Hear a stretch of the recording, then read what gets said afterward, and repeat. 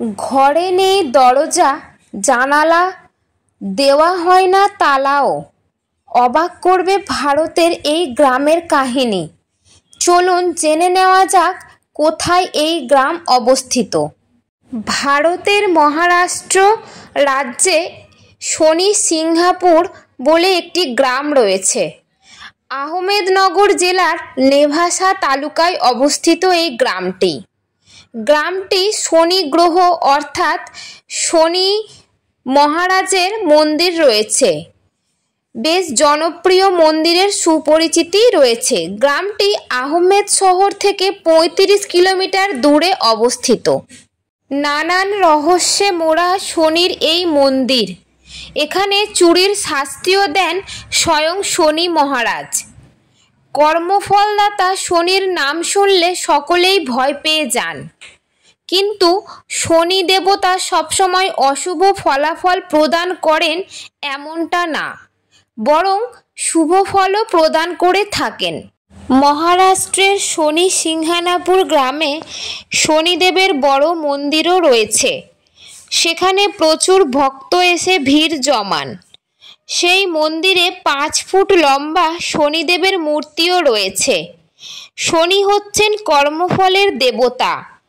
কেউ খারাপ কাজ করলে শনিদেব যেমন শাস্তি দেন, কেউ ভালো কাজ করলে তার পুরস্কারও শনিদেব দেন বলে জনমানুষের বিশ্বাস। মহারাষ্ট্রের সিংহানাপুর গ্রামের বাসিন্দাদের বিশ্বাস, শনিদেব তাদের সমস্ত বিপদ থেকে রক্ষা করবেন। সেই বিশ্বাসের উপরে ভরসা করে ঘরে দরজা লাগান না গ্রামের বাসিন্দারা, দেন না ঘরে তালা। এই গ্রামে ইউকো ব্যাংক সম্প্রতি একটি ব্রাঞ্চ খুলেছে, কিন্তু গ্রামবাসীদের বিশ্বাসের কথা মাথায় রেখে সেখানে দেওয়া হয় না তালা। তবে ঢোকার পথে ব্রাঞ্চে লাগানো রয়েছে কাঁচের দরজা। এখানে একটি কালো পাথর হিসাবে শনিদেবের পুজো করা হয়। খোলা আকাশের নিচে একটি বেদির ওপরে এই পাথর স্থাপিত। প্রচলিত কাহিনী অনুযায়ী শনির প্রতীকী রূপ এই পাথরটি যখন রাখাল খুঁজে পায়, তখন শনি তাকে স্বপ্নে দর্শন দেন। শনি তাকে এই পুজোর নিয়ম জানান। পাশাপাশিও এ নির্দেশ দেন যে খোলা আকাশের নিচে পাথরটিকে রাখতে হবে।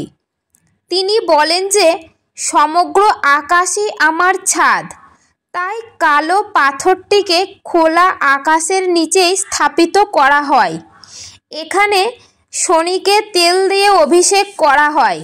যে ব্যক্তি এই মন্দিরে আসেন তাদের জীবনের সমস্ত কষ্ট দূর হয়ে যায়। মহারাষ্ট্রের আহমেদনগর জেলার নেভাসা তালুকার এই গ্রামের নাম সিংহানাপুর।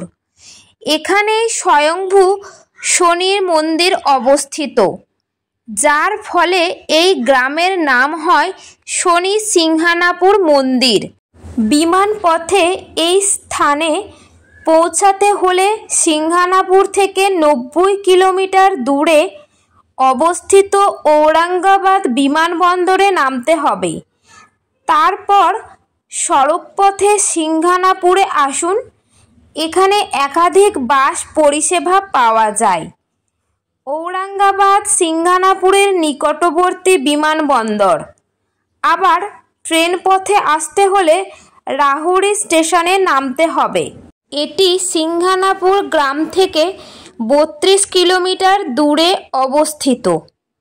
তারপর সড়কপথে সিংহানাপুর গ্রামে পৌঁছান।